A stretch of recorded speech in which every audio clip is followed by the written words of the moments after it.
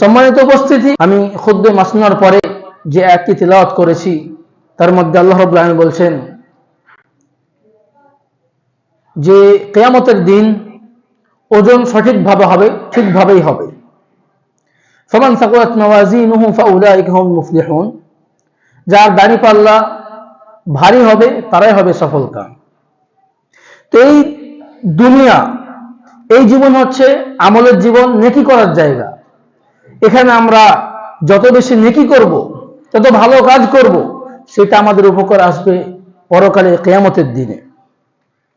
তা আমাদের জীবনের যদি খোলাসা দেখি, সেটা হচ্ছে যে আমরাকে নেকি করতে হবে আর পাপের কাজ থেকে দূরে থাকতে হবে। এটাই হচ্ছে মূল কাজ। কিন্তু নেকি কি আর নেকি, এটা সবকিছুই কি নেকি? তো নেকিরও কিছু আদব রয়েছে, নেকিরও কিছু বিধিবিধান রয়েছে, নেকির কিছু মাসলা মাসাইল রয়েছে, যেগুলো আমাদের জন্য জানা খুব প্রয়োজন। কেননা অনেক সময় আমরা জানি না যে নেকি কি, সেটাকে নেকি, অনেক কিছু কাজ যেটা নেকি নয় সেটাকে নেকি মনে করেনি। অনেক সময় এরকম হয় যে আমাদের সামনে 3-4টা নেকি আছে, সময় কিন্তু স্বল্প, আমাকে একটাই নেকি করতে হবে, তো কোনটা করব আমাদের জানা নেই। তা আমাদেরকে অনেক সময়তে এ করতে হয়, এতগুলোর মধ্যে কোনটা বেশি উত্তম সেটা জানা থাকে না। কিছু আমল রয়েছে, কিছু নেকি রয়েছে যেগুলো আমাদের দুনিয়াতেই কাজে আসে বা দুনিয়া থাকা অবস্থায় আমরা করতে পারি, এর লাভ পরে হয় না। আর কিছু নেকি রয়েছে যেগুলো আমরা মারা গেলেও আমাদের নেকি যে সওয়াব রয়েছে সেটা আমরা পেতেই থাকি। এগুলো আমাদের কি করতে হবে? জানতে হবে। কিছু মানুষ এরকমও রয়েছে যে যারা নিজেকে মনে করে আমি অনেক নেকি করছি, অনেক কষ্ট করে, কিন্তু সেগুলো আসলে নেকি হয় না। সেগুলো কিয়ামতের দিন এমন ভাবে আসবে যেমন আল্লাহ তাআলা বলেন, আল্লাযীনা যাল্লা সাইয়ুহুম ফিল হায়াতিদ দুনিয়া, যে তাদের প্রচেষ্টা দুনিয়াতেই শেষ হয়ে গিয়েছে। ওয়াহসাবুনা আন্নাহুম ইহসুনুনা সুনআ, আর তারা মনে করছিল যে আমরা খুব ভালো কাজ করছি, কিন্তু কিয়ামতের দিন কোনো কাজে আসবে না। নেকি করেছে ঠিক, কিন্তু নেকি যেভাবে করা উচিত সেভাবে করেননি। ও নিজেকে মনে করেছে আমি নেকি করেছি, কিন্তু সেটা নেকি হয়নি। বা নেকি করেছে কিন্তু এমন কিছু কাজও করেছে যার কারণে তার নেকি নষ্ট হয়ে গিয়েছে। তো এই সমস্ত কাজ আর এই সমস্ত মাসলা মাসাইল, এই সমস্ত বিধিবিধান আমাদের জানা খুবই জরুরি। উদাহরণ দিয়ে যদি বলি, কিছুদিন আগে এখনো হয়তো অমুসলিমদের ঈদ যাকে আমরা বলি উদযাপন করছে তারা। এবার কেউ যদি মনে করে তারা মেলা যাচ্ছে বা তারা ভাসাতে যাচ্ছে, যা কিছুই হোক না কেন ওটাকে, আর যদি কেউ মনে করে যে আমি তাদেরকে পানি পান করিয়ে রাস্তায় দাঁড়িয়ে পানি পান করবো নেকির কাজ, জি না, এটা নেকির কাজ নয়।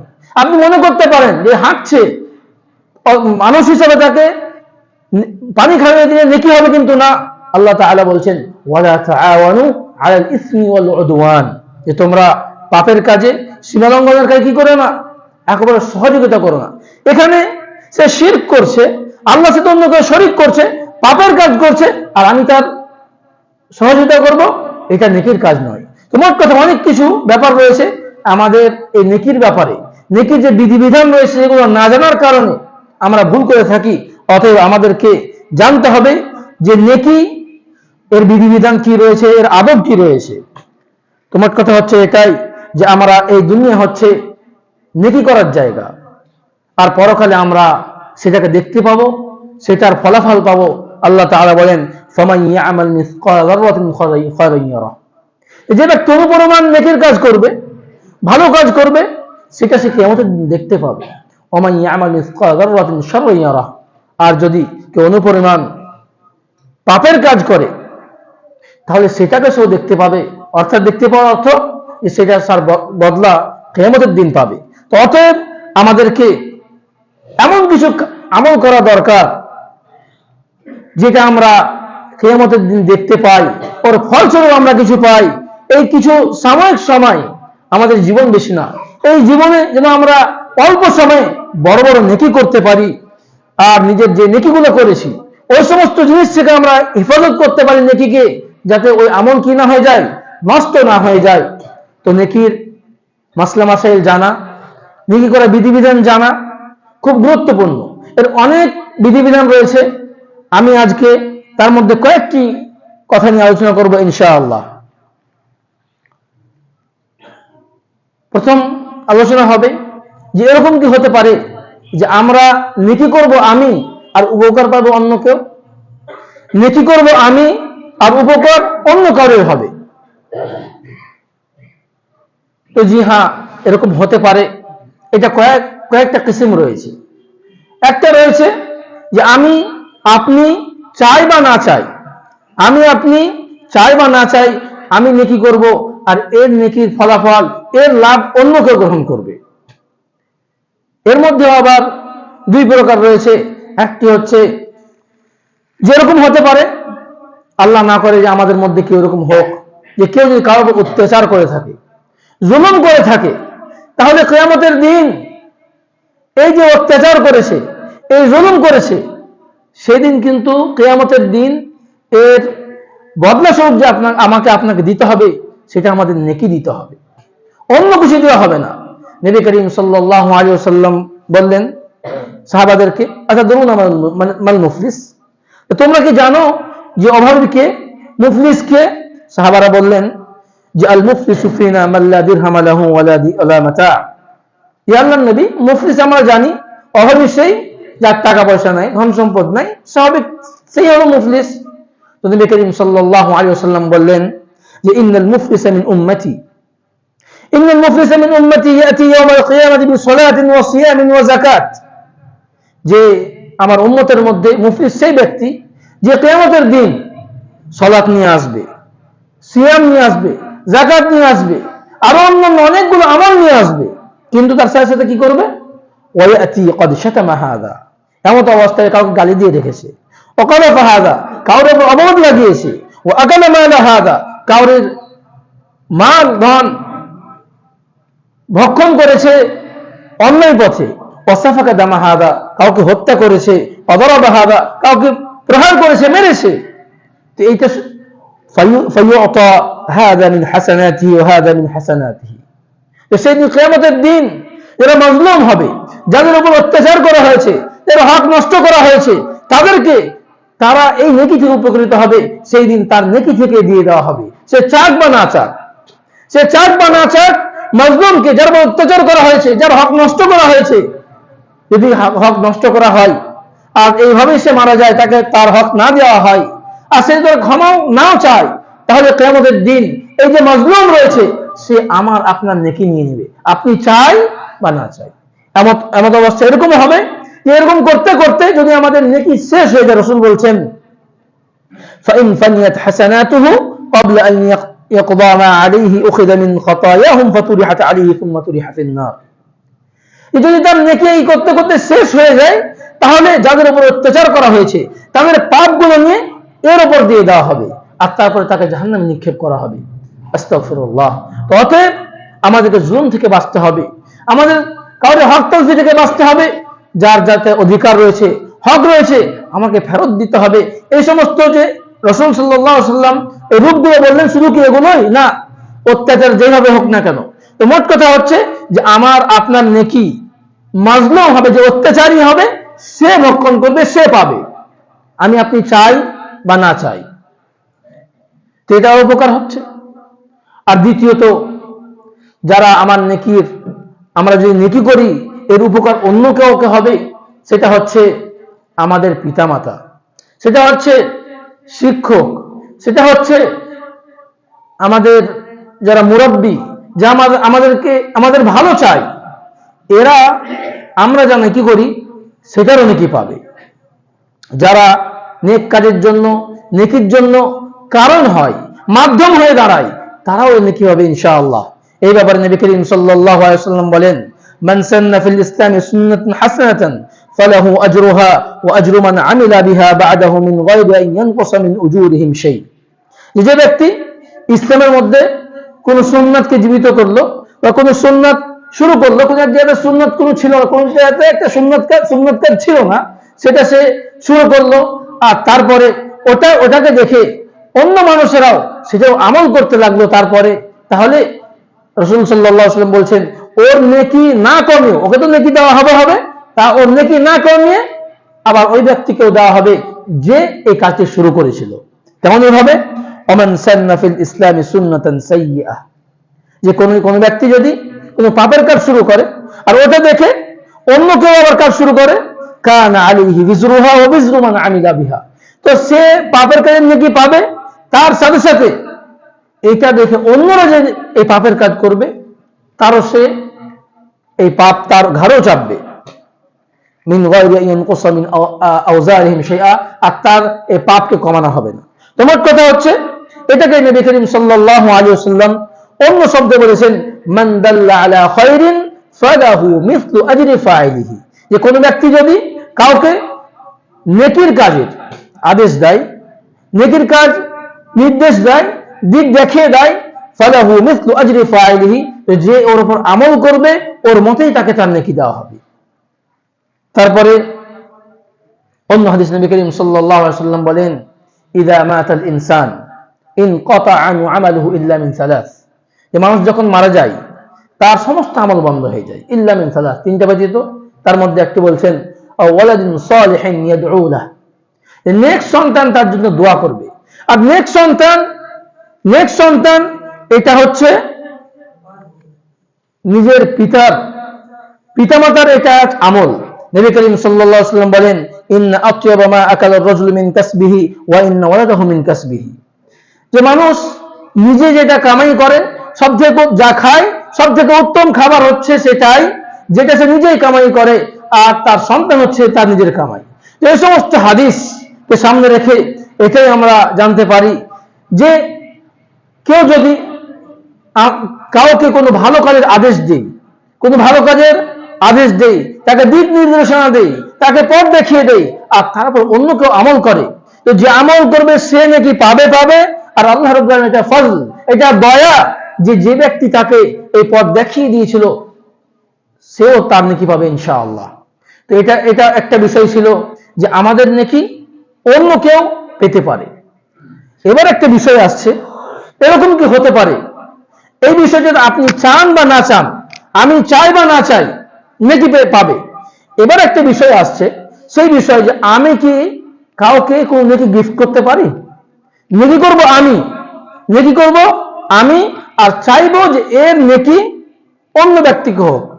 আমি কোনো ভালো কাজ করব আর চাইবো যে এর বদলা, এর সওয়াব আল্লাহ রাব্বুল আলামিন অন্য কাউকে দেবে। তো এই ব্যাপারে নবী করিম সাল্লাল্লাহু আলাইহি ওয়াসাল্লাম থেকে কিছু আমল বর্ণিত রয়েছে, ওই আমল যেগুলো আমরা অন্যদের জন্য করতে পারি। তার মধ্যে একটি আমল হচ্ছে সাদকা করা, আল্লাহর রাস্তায় দান করা, আল্লাহর রাস্তায় কাউকে কিছু দেওয়া, সেটা সাদকায়ে জারিয়ার হোক বা আম সাদকা হোক। সাদকায়ে জারিয়া কি? সাদকায়ে জারিয়া যেটা দীর্ঘ সময় থাকে, আর সাদকা হচ্ছে আম সাদকা। মোট কথা হচ্ছে সাদকায়ে জারিয়া হোক বা আম সাদকা হোক, সেটা অন্যর পক্ষ থেকে করতে পারা যায়, জীবিত হোক বা মৃত্যু হোক, এটা মৃত্যু ব্যক্তির সঙ্গে সম্পর্ক নয়। আপনি অন্য কারোর জন্য আল্লাহর রাস্তায় দান করতে পারেন। এই ব্যাপারে আয়েশা রাদিয়াল্লাহু আনহা থেকে বর্ণিত, তিনি বলেন যে নবী করিম সাল্লাল্লাহু আলাইহি ওয়াসাল্লামের কাছে একজন ব্যক্তি এলেন আর এসে বললেন ইন্না উম্মি উফতুলিদাত নাফসুহা, যে আমার মা হঠাৎ ইন্তেকাল করে গিয়েছেন, ওয়া আযুন্নুহা লাউ তাকাল্লামাত তাসাদ্দাকাত, আর আমার পুরো বিশ্বাস তিনি যদি কথা বলার সুযোগ পেতেন তাহলে আল্লাহর রাস্তায় দান করতেন, সাদকা করতেন। ফাহাল লাহা আজরুন ইন তাসাদ্দাকতু আনহা, আমি এটার পক্ষ থেকে সাদকা করি, সেটা কি তাকে লাভ দিবে? সেটা কি তার নেকি সে পাবে? নবী করিম সাল্লাল্লাহু আলাইহি ওয়াসাল্লাম বললেন হ্যাঁ, সে এর বদলা পাবে, সেটা তার কাজে আসবে।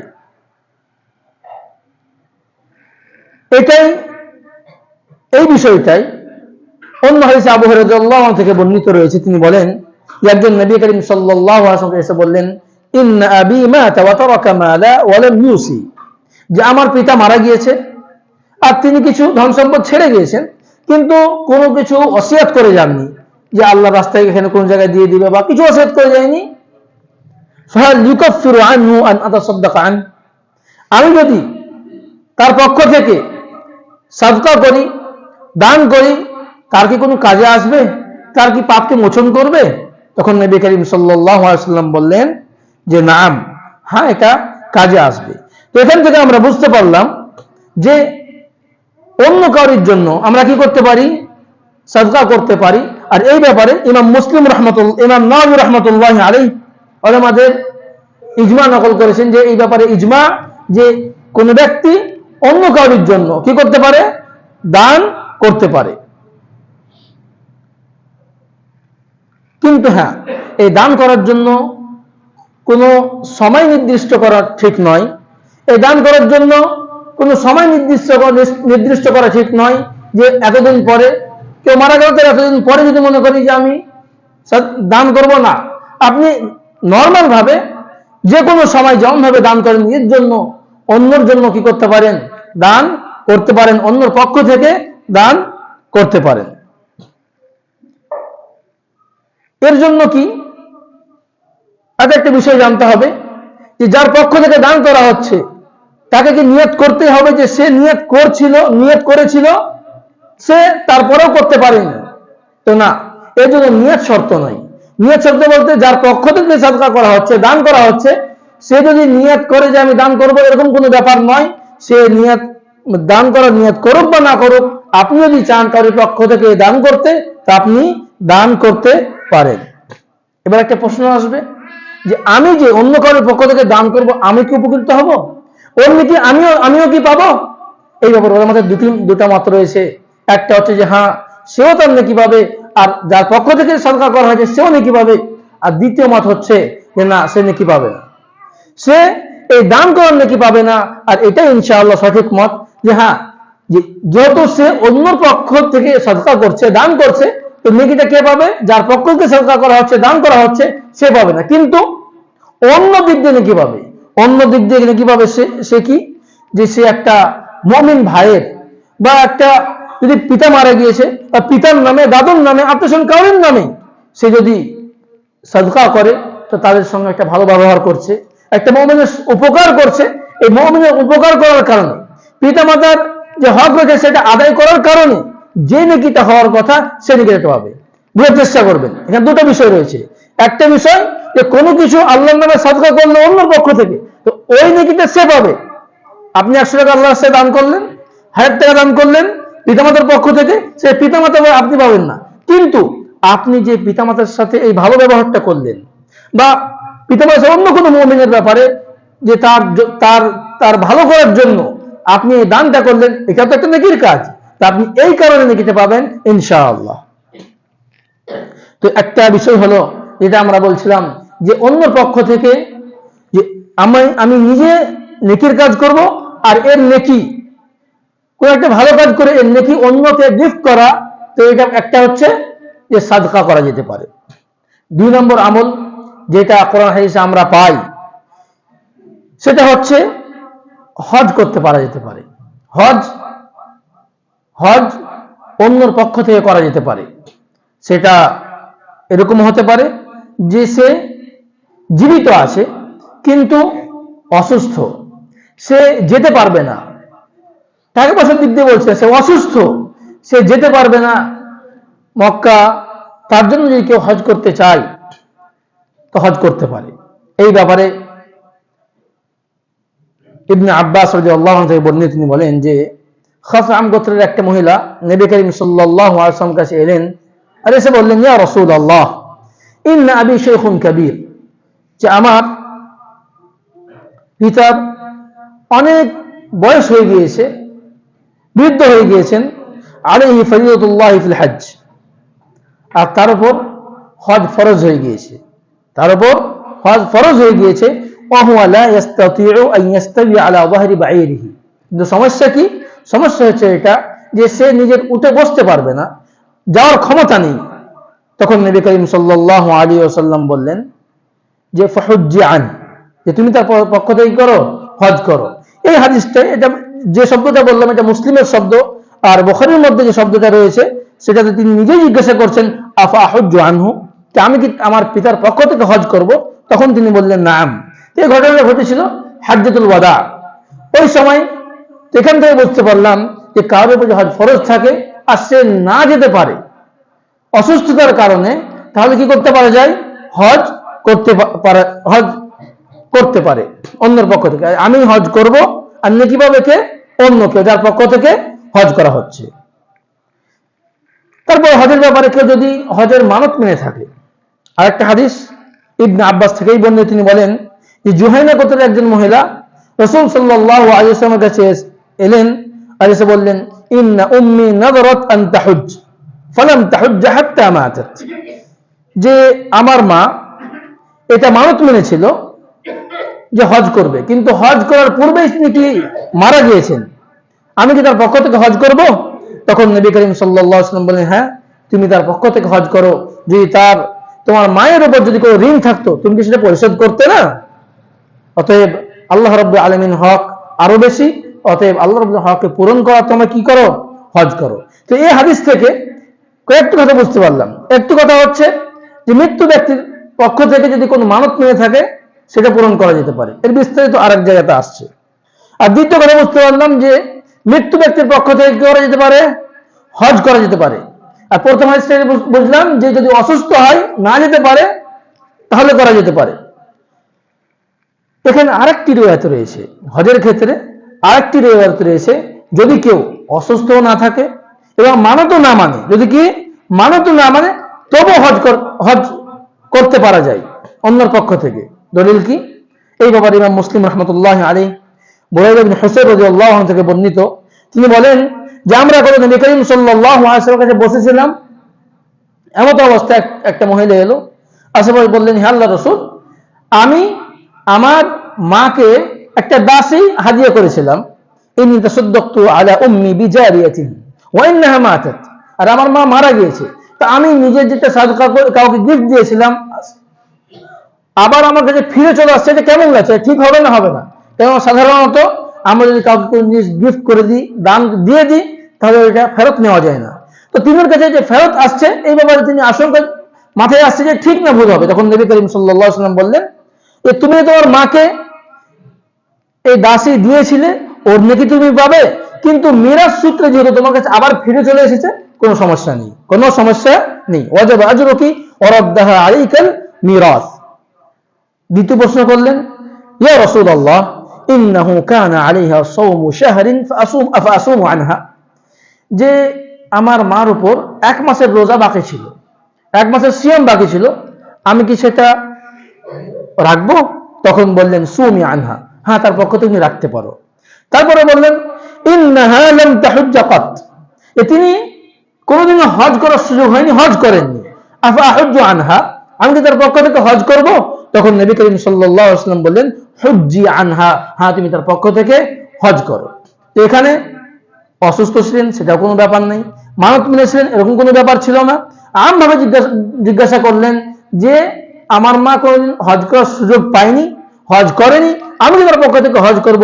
তখন নবী করিম সাল্লাল্লাহু আলাইহি ওয়াসাল্লাম তাকে কোনো বিস্তারিত না জিজ্ঞাসা করে বললেন, হ্যাঁ তুমি তার পক্ষ থেকে কি করো? হজ করো। এখান থেকে বুঝতে পারলাম যে হজও করা যেতে পারে, কিন্তু একটা কথা লক্ষ্য রাখবেন যে অন্যের পক্ষ থেকে হজ করার জন্য যে হজ করবে তাকে আগে নিজে হজ করতে হবে। আগে যে হজ করবে নিজে যদি আগে হজ করে তাহলেই অন্যের পক্ষ থেকে হজ করতে পারে। আপনি সন্তান, আপনার পিতা মারা গিয়েছে বা অসুস্থ, যেতে পারছেন, আপনি চাইছেন তার পক্ষ থেকে হজ করুন, কিন্তু আপনি যদি নিজে হজ না করে থাকেন তাহলে হবে না। আপনাকে আগে নিজে হজ করতে হবে, তারপরে অন্য পক্ষ থেকে হজ করেন। অথবা আপনি এমন কাউকে দিয়ে হজ করান, পাঠান যে আগে হজ করেছে।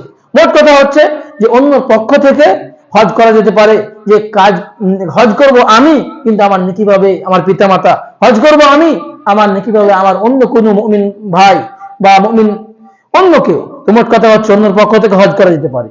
উমরাতের ব্যাপার কি? তোমরা ব্যাপারে কোনো নির্দিষ্ট হাদিস নেই, কিন্তু উমরা এর মধ্যে দাখিল রয়েছে, হজের মধ্যে উমরা রয়েছে।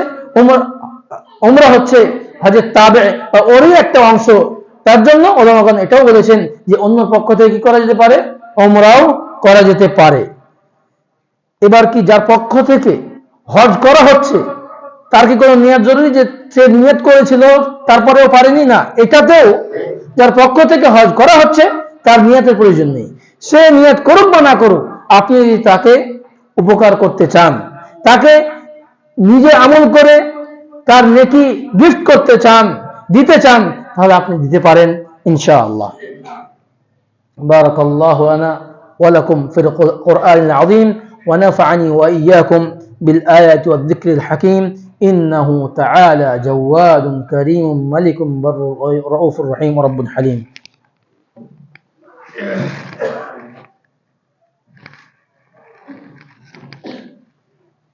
ইন্নাল হামদুলিল্লাহ ওয়াসসালাতু ওয়াসসালামু আলা রাসূলিল্লাহ ওয়া বা'দ। তা আমরা শুনছিলাম বা জানছিলাম যে আমরা যদি নেকি করি, নিজের নেকি আমি করব কাজ, আমি করব আমল, আর এর নেকি আমি অন্য কাউকে গিফট করতে পারি না অন্য কাউকে হাত দিয়ে দিতে পারি না, আমার নেকি অন্য কেউ পেতে পারে না, এই ব্যাপারে দুটি জিনিস শুনলাম।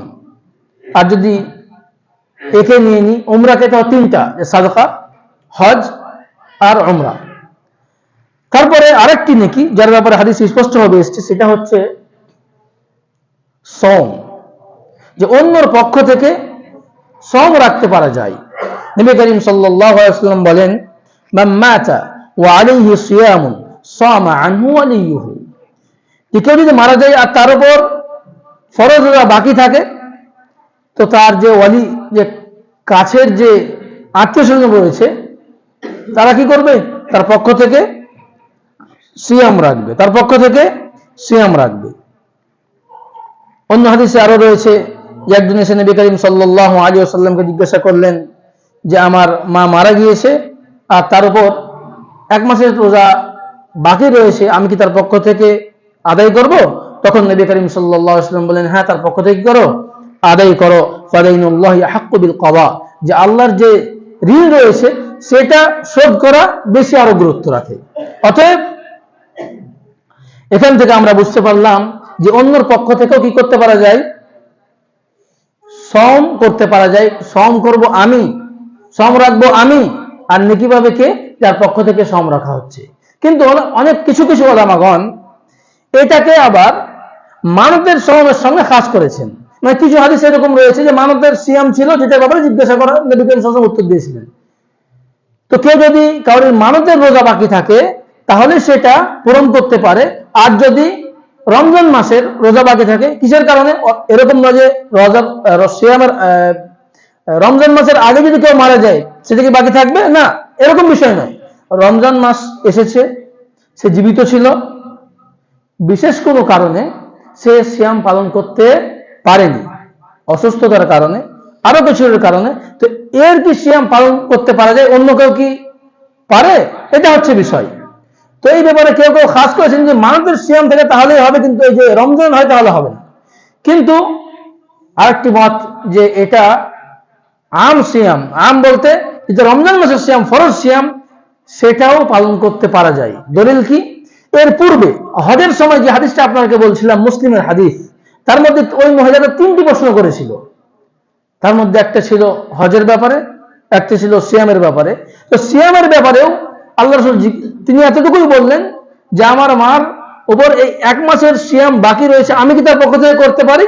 তখন নবী করিম সাল্লাল্লাহু আলাইহি ওয়াসাল্লাম তাকে জিজ্ঞাসা করলেন না সেটা কি মানতের সিয়াম ছিল না অন্য কিছুর সিয়াম ছিল, কিছুই জিজ্ঞাসা করেননি। অতএব এখান থেকে বুঝতে পারলাম যে রমজান মাসেরও সিয়াম থাকে, তাহলে আমি অন্যর পক্ষ থেকে কি করতে পারি। তো সিয়াম রাখবো আমি, আর এর নেকি কে পাবে? অন্য কেউ পাবে ইনশাআল্লাহ।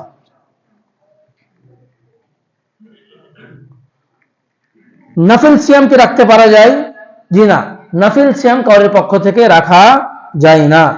আর এটা শুধু মৃত্যু ব্যক্তির জন্য হবে, জীবিত ব্যক্তির পক্ষ থেকে সিয়াম পালন করা যাবে না। জীবিত ব্যক্তির পক্ষ থেকে সিয়াম পালন করা যাবে না। যদি মারা যায় তাহলে তার পক্ষ থেকে সিয়াম পালন করতে পারা যায়, যে নেকি করব আমি, আর এর উপকার পাবে কে? অন্য কেউ। তারপরে হাদিসের মধ্যে চলে আসলো যার একটা নেকি, যে যদি কোনো মৃত্যু ব্যক্তি বা কোনো ব্যক্তি মানত মেনে থাকে, মানত সে যে কোনো জিনিসের, যদি এই কাজটা হয় তাহলে আল্লাহর রাস্তায় এত টাকা দান করব, বা এটা করব সেটা করব, সে যে মারাও যায় আর তারপরে কাজটা হয়ে যায়, তাহলে ওর যারা আত্মীয় স্বজন থাকবে, ওয়ারিস থাকবে, তার মানতকে পূরণ করতে হবে। এই ব্যাপারে পূর্বে হাদিসে যথেষ্ট। আর আরেকটা হাদিস রয়েছে যে আস বিন ওয়াইল, সে আব্দুল্লাহ বিন আমর বিন আস, আমর বিন আস তিনি সাহাবী, আর আস বিন ওয়াইল তিনার পিতা। তো সে জাহিলিয়াতের যুগে একটা নজর মেনেছিল যে 100টা উট জবাই করবে। এবং দু ভাই, আস বিন ওয়াইলের দুটো সন্তান, একটা হচ্ছে হিশাম আর একটা হচ্ছে আমর। হিশাম ইসলাম গ্রহণ করেনি, সে 50টা উট তার পিতার পক্ষ থেকে জবাই করে দিয়েছে। তখন আমর রাদিয়াল্লাহু আনহু, তিনি সাহাবী, রাসূলকে কাছে জিজ্ঞাসা করলেন, হে আল্লাহর রাসূল, এরকম এরকম কেস রয়েছে যে আমার পিতা মানত মেনেছিল আর আমার ভাই 50টা তার পক্ষ থেকে জবাই করে দিয়েছে, আমি করব কি? তখন নবী করিম সাল্লাল্লাহু আলাইহি ওয়াসাল্লাম বললেন, আম্মা আবুকা ফালাউ কানা আকাররা বিত-তাওহীদ ফাসুমতা ওয়া তাসাদদাকতা আনহু নাফাআহু যালিক। যে তোমার পিতা যদি সে তাওহীদের ইকরার করত, সে যদি মুসলিম হতো, তুমি তার পক্ষ থেকে সিয়াম পালন করতে, তার পক্ষ থেকে সাদকা করতে, সেটা লাভ দিত। যখন সে মুসলিম হয়নি, ইসলাম গ্রহণ করেনি, সেটা কোনো লাভ দিবে না। তো যাই হোক, তো এটা একটা বিষয় ছিল। আর বিষয় রয়েছে যে এটা ছাড়া এই সমস্ত আমল যেগুলো কোরআন হাদিসে আমরা পেলাম, এগুলো ছাড়া কি আর কিছু আমল রয়েছে যে আমরা অন্যকে দিতে পারি, অন্যকে গিফট করতে পারি? সেটা সালাত হোক, কেউ মনে করবে যে আমি সালাত আদায় করবো আমার মৃত পিতা মাতার নামে, কোনো বন্ধুর নামে, কিংবা অন্য অনেক কিছু কাজ যেগুলো এই তিনটার মধ্যে নয়, বা এগুলো ছাড়া। তো এই বিষয়ে ওলামাদের দুটি মত রয়েছে। একটা যে এটা যেহেতু নেকির ব্যাপার আর শাস্তির ব্যাপার, সেটা গায়বের সঙ্গে সম্পর্ক, তো যতটুকু কোরআন হাদিসে বর্ণনা করা হয়েছে ওগুলো আমরা পালন করব, অন্যগুলো করা যাবে না। এই যেগুলো বর্ণনা করলাম এগুলো ছাড়া অন্য কিছু করা যাবে না, যেহেতু কোরআন হাদিসে এর কোনো প্রমাণ নেই। অন্যদিকে কিছু আলিম আবার মনে করেন যে সমস্ত হাদিস যে সাদকার ব্যাপারে বলা হয়েছে, তো এটাকে বলছে যে সাদকা যেহেতু বলা হয়েছে, তো টাকা পয়সা দিয়ে, মাল দিয়ে যতগুলো ইবাদত সবকিছু আমল করতে পারা যায়। ওই সমস্ত হাদিস যেগুলো সিয়ামের কথা বলা হয়েছে, এখান থেকে ইস্তেদলাল করে বলছেন যে শুধু সিয়াম না, যেটাই মানে দেহ দিয়ে আমল করা যেতে পারে সেটা তার মধ্যে চলে আসছে। হজ, এটাতে টাকা পয়সাও লাগে, দেহেরও দরকার হয়। মোট কথা হচ্ছে যে কোনো আমল কি করতে পারি, অন্যকে গিফট করতে পারি, এটাই হচ্ছে মূল। এই জন্যই দেখবেন যে অনেকেই, কেউ মারা যায়, কোরআন খানি শুরু হয়ে যায়, কাউকে বলে যে কোরআন পড়ে তাকে ক্ষমা করে দাও, ফাতিহা পড়ে ক্ষমা করে দাও। তো মনে রাখবেন যে এই যে দ্বিতীয় দলিলটা রয়েছে, দ্বিতীয় কওলটা রয়েছে, এটা ঠিক নয়। সঠিক কথা হচ্ছে এটাই যে কোরআন হাদিসে যেগুলা এসেছে ওগুলো ব্যতীত অন্য কোনো আমল কারোর পক্ষ থেকে করা যাবে না। কেন করা যাবে না? আল্লাহ রাব্বুল আলামিন কোরআন মাজিদের মধ্যে বলেন, ওয়াল্লাইসা লিল ইনসানি ইল্লা মা সা, ওয়াল্লাইসা লিল ইনসানি ইল্লা মা সা, যে মানুষ যেটা নিজে চেষ্টা করবে সেটাই সে পাবে, অন্য চেষ্টা নয়। যে সে নিজে চেষ্টা করবে সেটাই সে পাবে, যেহেতু সেটা চেষ্টা করেনি পাবেও না। হ্যাঁ, এই আয়াত থেকে ওই সমস্ত জিনিসকে আলাদা করা যেতে পারে। এটা হচ্ছে মূল, যে ওয়াল্লাইসা লিল ইনসানি ইল্লা মা সা, যে মানুষ যেটা চেষ্টা করবে সেটাই সে পাবে। এখান থেকে ওই সমস্ত আমলকে ইস্তেসনা করতে পারা যায় বা বের করতে পারা যায় যেগুলোর প্রমাণ কোরআন ও হাদিসের মধ্যে রয়েছে। অতএব অন্য পক্ষ থেকে এগুলো ছাড়া আর জায়েজ নয়। আমি আপনি যদি দেখি, নবী করিম সাল্লাল্লাহু আলাইহি ওয়াসাল্লাম জীবিত ছিলেন, জীবিত থাকা অবস্থায় তিনার অনেক আত্মীয়স্বজন মারা গিয়েছেন। সাহাবা, নবীর পরে অনেক সাহাবী মারা গিয়েছেন, কিন্তু কেউ অন্য কারোর জন্য এমন কোন আমল যেটা কোরআন হাদিসে নেই নতুন ভাবে করেনি। এখান থেকে বুঝতে পারলাম যে এটা ঠিক নয়, এটা কি বিদআত। আর না হয় হবে কি, যে আমরা যাদেরকে আল্লাহ রাব্বুল আলামিন টাকা পয়সা দিয়েছেন, সে কিছু আমল করবে না, ভাড়া করে নিবে, যে আমি তো কিছু করি না, বাস কাউকে টাকা দিয়ে দিলাম যে তুমি আমার পক্ষ থেকে সালাত আদায় করো, আর তুমি টাকা দিয়ে দিলাম আমার পক্ষ থেকে কিয়ামুল লাইল করো, অনেক কিছু করো। তো এটা শরীয়তে এটা ঠিক নয়। আমাকে আপনাকে, আমরা যতক্ষণ বেঁচে থাকবো আমাকে আপনাকে চেষ্টা করতে হবে এ নিজে আমল করে নেওয়া। আমাকে আপনাকে চেষ্টা করতে হবে নিজেই আমল করে নেওয়া। এরকম কারোর জন্য যে কেউ আমার জন্য আমল করবে এই ধ্যান যেন না আসে। জানি না যে আমার মারা যাওয়ার পরে আমার জন্য কি আমল করবে।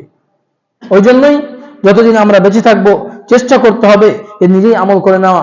আর যারা মনে করছেন যে মৃত্যু ব্যক্তি বা অন্য কাউকে লাভ দিই, উপকার দিই, তার জন্য এটাই বলবো যে যেগুলো কোরআন হাদিসে রয়েছে ওগুলো আপনি করেন, যেগুলো কোরআন হাদিসে বৈধ মাধ্যম রয়েছে সেগুলো অবলম্বন করেন। আরেকটা কথা মনে রাখবেন যে সব থেকে বেশি একটা মৃত্যু ব্যক্তি যেটা প্রয়োজন সেটা হচ্ছে কি? ইস্তেগফার, তার জন্য ক্ষমা চাওয়া, তার জন্য দোয়া করা। কোরআন হাদিসে অনেক দলিল রয়েছে। নবী করিম সাল্লাল্লাহু আলাইহি ওয়াসাল্লাম বলেছেন ইস্তাগফিরু লিআখিকুম, তোমার ভাইয়ের জন্য ইস্তেগফার করো। আরো অনেক দলিল রয়েছে যে মৃত্যু ব্যক্তি সব থেকে বেশি প্রয়োজন যেটা সেটা দোয়া, তো তার জন্য আপনি দোয়া করবেন। যাক, সময় শেষ হয়ে গিয়েছে। অবশেষে আল্লাহ রাব্বুল আলামিনকে দোয়া করি আল্লাহ রাব্বুল আলামিন আমাদেরকে নেকি কি পাপ কি এটা বোঝা, তার যে বিধিবিধান রয়েছে সেগুলো বোঝা এবং তারপর আমল করার তৌফিক দেন, আমিন। আমরা যে ভাঙাচোরা যে আমল করি না কেন, হে আল্লাহ তুমি আমাদের আমলকে কবুল করে নাও। আর ওই সমস্ত আমল থেকে দূরে রাখো যেটার কারণে আমরা যেগুলো আমল করেছি সেগুলো না নষ্ট না হয়ে যায়। এই সমস্ত আমল থেকে আমাদের দূরে রাখো, আল্লাহুম্মা আমিন। ইন্নাল্লাহা ওয়া মালাইকাতাহু ইউসাল্লুনা আলান নবী ইয়া আইয়ুহাল্লাযীনা আমানু